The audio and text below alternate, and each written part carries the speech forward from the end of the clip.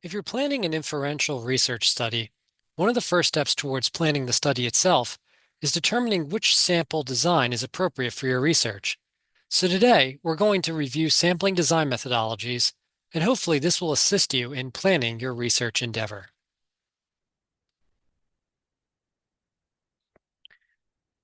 So the first sampling design that we're going to be discussing is systematic sampling.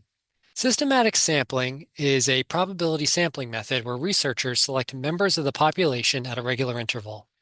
For example, by selecting every third person on a list of the population. So we'll imagine that each circle from 1 to 9 represents an individual who lives in a particular county. We want to select the third person on the list of the population from which the county is comprised. So we count 1, 2, 3. 3 is included in our sample. 4, 5, 6. 6 is included in our sample. 7, 8, 9. And 9 is included in our sample. Again, these are all individuals. So our sample is comprised of 3, 6, and 9. And we hope from the data we collect as it pertains to 3, 6, and 9 that we can then make an inference as it relates to a phenomenon which is occurring in the population. Next, we have stratified random sampling. What is stratified random sampling? In stratified sampling, researchers divide subjects into subgroups called strata, and these are going to be based on characteristics that are shared. They could be race, gender, educational attainment, etc. Once divided, each subgroup is randomly sampled using another probability sampling methodology. So in the case of this particular example, we'll say that individuals 1 to 12, again, are individuals from which a very small fictional county is comprised.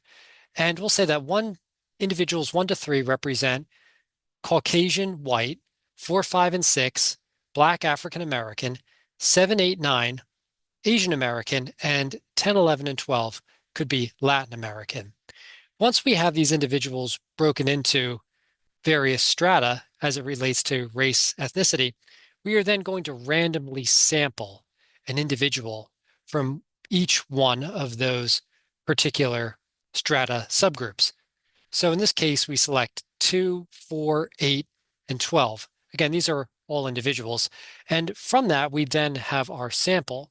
And from this sample, we would hope that we would be able to draw inference as it relates to a phenomenon which is impacting the larger population. So again, we're breaking it into a predetermined categorical strata, and then we're using some methodology to then pick from each subgroup. Doesn't necessarily have to be once. If these are large stratifications, we could pick twice or 3 times. All of it will be pre-planned as you determine which sampling design works best for you.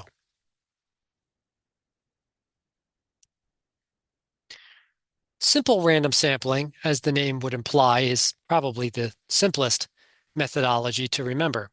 For simple random sampling, it's a type of probability sampling in which the researcher randomly selects a subset of participants from the population, and then each member of the population has an equal chance of being selected. Data is then collected from as large a percentage as possible of this random subset. So essentially, we have 9 unique individuals here. And from these individuals, our population is comprised. We could then either put the individuals into some sort of database and allow the database to select 3 of the individuals at random, and that is from which our sample would be comprised. Or for a more objective example, we could pretend that these are names. 1, 2, 3, 4, 5, 6, 7, 8, 9 are all individuals' names. We cut them up and place them in a hat, shake the hat up, and then have a junior analyst or intern select 3 names from the hat at random. So either way, we're coming up with a completely random sample selected in the most simple way possible. And again, we want to have as large of a sample as possible, so to hopefully draw the most accurate inference as it relates to the population. For cluster sampling, this is a probability sampling method in which you divide a population into clusters, such as clusters of schools, area code, zip code, whatever it may be. And then we're randomly selecting some of these clusters as the sample. We hope that these clusters ideally are mini representations of the population as a whole. So we did the prior example as it pertains to one of the random sampling methodologies as it pertains to race and ethnicity. But in this case, we'll say that we're breaking it up based on some other uh, distinction. Maybe we'll say school district or perhaps uh, level of income.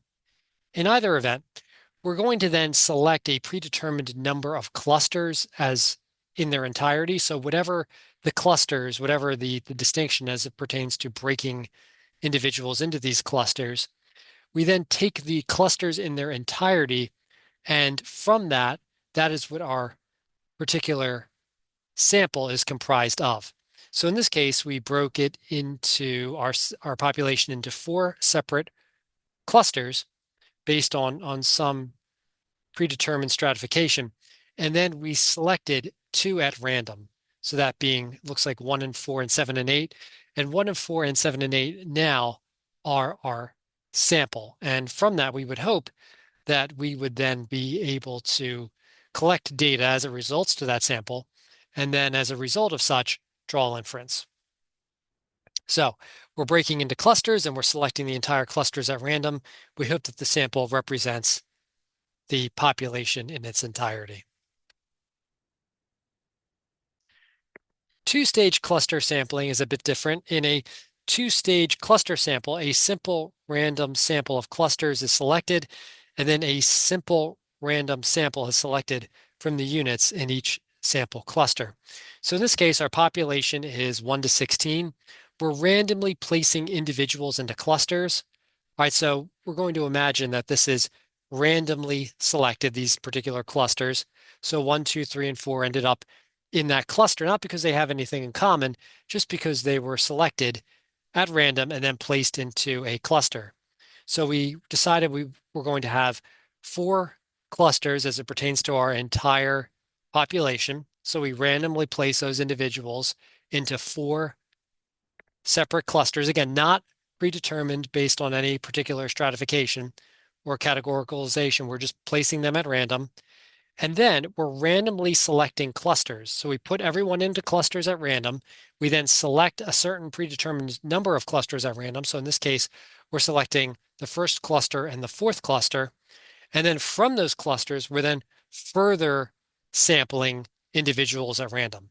So we decided we're going to have 4 clusters for our population, cluster 1, 2, 3, 4.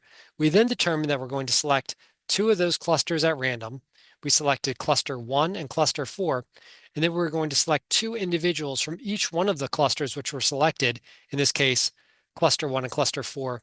And from those randomly 2 sampled individuals, so here's our 2 clusters, here are our 2 randomly sampled individuals, 1 and 3, here it's 15 and 16. From the result of all of that, we have our sample, and from that sample, we hope to then draw inference.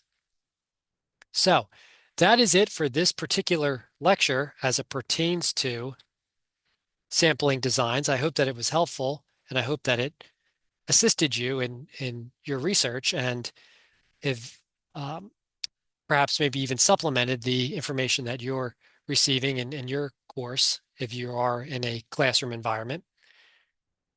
I appreciate you stopping by. If you enjoyed this content, please consider liking and subscribing, and have a wonderful rest of the day. Take care.